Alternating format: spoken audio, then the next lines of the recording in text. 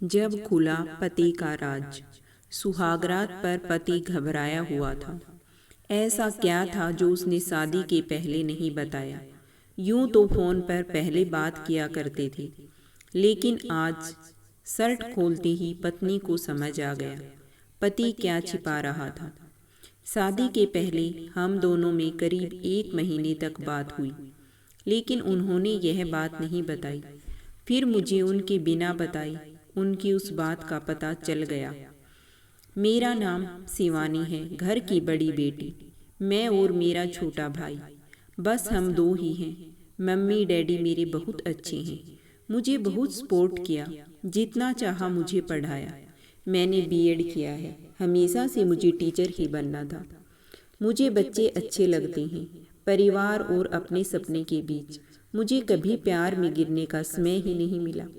मैं शुरू से ही अरेंज मैरिज चाहती थी। मम्मी पापा जो भी मेरे लिए लड़का देखेंगे वो अच्छा ही होगा। मुझे पता है वो मेरी हाँ जरूर पूछेंगे। अब मम्मी पापा ने मेरी शादी की तैयारियां तेज कर दी थी। एक लड़का इस रविवार मुझे देखने आने वाला है। लड़के की तस्वीर उसके पहले आ गई है। पापा पहले लड़की की खोज खबर अच्छे से निकलवा लेते हैं, फिर ये मुझे किसी की तस्वीर दिखाते हैं। अब आज रविवार भी आ गया। मुझे लगा शायद वो भी रिजेक्ट हो गया होगा, इसलिए अभी तक मुझे लड़का दिखाया नहीं गया। मैं सो कर उठी तो मम्मी मेरे कमरे में आई।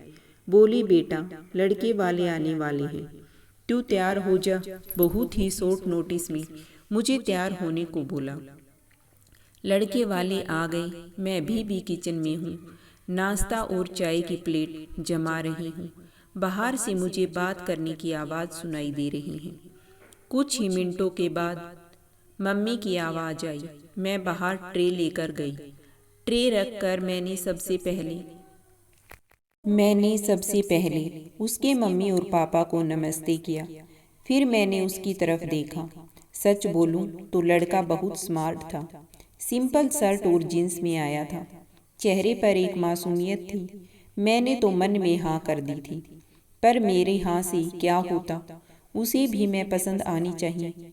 फिर घर वालों ने बोला कि बेटा अकेले में कुछ बात करनी हो तो कर लो। उसने मना किया, पर फिर भी घर वालों ने हमें अकेले कमरे में भेज दिया। चुप रहा वो। मुझे लगा मैं उसे पसंद नहीं हूँ, इसलिए बात नहीं कर रहा। फिर मैंने ही चुप्पी तोड़ दी। पूछा, आप क्या करते हैं? बोला, मेरा नाम तो आपको पता होगा। नहीं भी तो मैं बता देता हूँ। मेरा नाम मयूर है, बिजनेस है प्रॉपर्टी का। अपने बारे में फिर बताने लगा।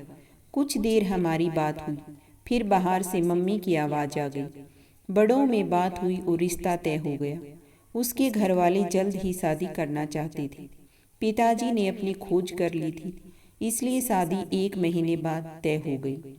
इस दौरान मैंने मयूर का नंबर लेकर उससे बात करनी चाहिए। मुझे लगा कि वो थोड़े शर्मीले हैं, इसलिए मैंने ही पहल की। करीब 1 महीने हम में बहुत बात हुई और प्यार वाली फीलिंग क्या होती है यह मुझे पता चल गया। फिर हमारी शादी का दिन आ गया और मैं अंदर ही अंदर बहुत खुश थी। मम्मी पापा को छोड़ के जाने का गम तो था, लेकिन मुझे लगा कि मुझे सही जीवन साथी मिल गया है। सुहागरात आ गई। मैं थोड़ी घबराई हुई बैठी थी बेड पर। वो आए और मेरी तरफ देखा। मैंने भी हल्की सी स्माइल पास की। मयूर ने कुर्ता पहन रखा था। वो थोड़े घबराए लग रहे थे। मुझे लगा जैसे मैं नर्वस हूँ, शायद वो भी इसी तरह होंगे। मयूर अब बाथरूम गए और कुर्ता चेंज करके आए। फिर मयूर आकर बोले कि बहुत थक गई होगी शायद, आज आराम कर लो। मुझे लगा वो भी थके हैं, इसलिए मैंने ज़्यादा सवाल जवाब नहीं किए।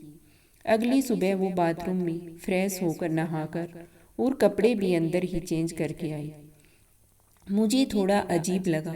फिर मैंने सोचा शायद उनकी यह आदत होगी। अगली रात फिर आई और मयूर ने फिर ऐसा ही किया। अभी तक वो मेरे पास भी नहीं आए थे। अब मुझे लगा कि मयूर कुछ छुपा रहे हैं, क्योंकि उसके चेहरे पर साफ दिखाई दे रहा है। अगली रात जब वो बाथरूम से कपड़े चेंज करके आए तो मैंने उन्हें टोक ही दिया। आप क्या छुपा रहे हैं?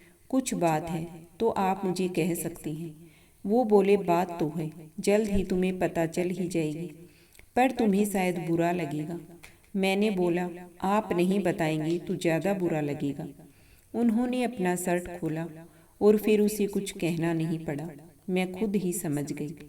उसकी चेस्ट पर एक लड़की के नाम का टैटू था, रिया। अब मैं चुप हो गई और चुपचाप बेड के एक साइड पर सो गई। वो मुझसे बात करने की कोशिश करना चाह रही थी, लेकिन फिर वो भी बेड की दूसरी साइड पर सो गई। अगले दिन मेरा मुंह उतरा हुआ था। मुझे इस बात का ज़्यादा दुख था कि उसने मुझसे यह बात छिपाई। हाँ, हमें कम समय मिला, लेकिन फिर भी इतना समय था कि वो मुझे बता सकते थे। अगली रात वो फिर कमरे में आए। उसके आने से पहले ही मैं बेड की साइड पर सो चुकी थी। उन्होंने मुझे मेरी बाह पर हाथ लगाया और बोला, तुम चाहो तो हम बात कर सकते हैं। मैंने बोला, अब क्या बताओगे? वो बोले कि मैं उस लड़की से प्यार करता था, लेकिन रिया को हमेशा से विदेश में शिफ्ट होना था, इसलिए जब उसे मौका मिला तो वो चली गई। मैंने पूछा, वो तुम्हें छोड़कर किसी और के साथ चली गई? वो बोले, हाँ। मैं चाहता तो यह टैटू को साफ करवा लेता, लेकिन मैंने सोचा पहले तुम्हें बताऊंगा। तुम्हारी बातों से मुझे लगा था कि तुम समझोगी। फिर वो चुप हो गई। मैंने बोला, तुम मुझे शादी के पहले भी बता सकते थे। वो बोले, अगर मैं बताता तो क्या तुम शादी नहीं करती? और अगर अब भी तुम जाना चाहो तो जा सकती हो। मैं वही करूँगा जो तुम्हें अच्छा लगे। उस रात मेरा गुस्सा पता नहीं कहाँ चला गया, लेकिन थोड़ा डर भी था, कहीं फिर से झूठ तो नहीं बोल रही मासूम शक्ल बनाकर। मैंने कुछ जवाब नहीं दिया। लगभग 3 महीने तक हमारी बात नहीं हुई। मैं भी अपने पापा की तरह उनकी परीक्षा ले रही थी। फिर एक रात मैंने उससे पूछा, उस लड़की से ज़्यादा प्यार करोगे मुझे? वो बोले, वो तो उसी रात हो गया था जब तुमने सच सुनने के बाद मुझे माफ़ कर दिया था। मैंने बोला, मैंने कब बोला कि मैंने माफ़ कर दिया? वो बोले, तो अब बोल दो। उनकी मासूम शक्ल ने मुझे उसके गले लगने पर मजबूर कर ही दिया। मुझे सच में अच्छा पति मिला है। आखिर अच्छे लोगों के साथ अच्छा होता है, तभी इनको रिया नहीं मिली। आपको यह कहानी कैसी लगी? प्लीज़ में हमें कमेंट करके ज़रूर बताएं। धन्यवाद।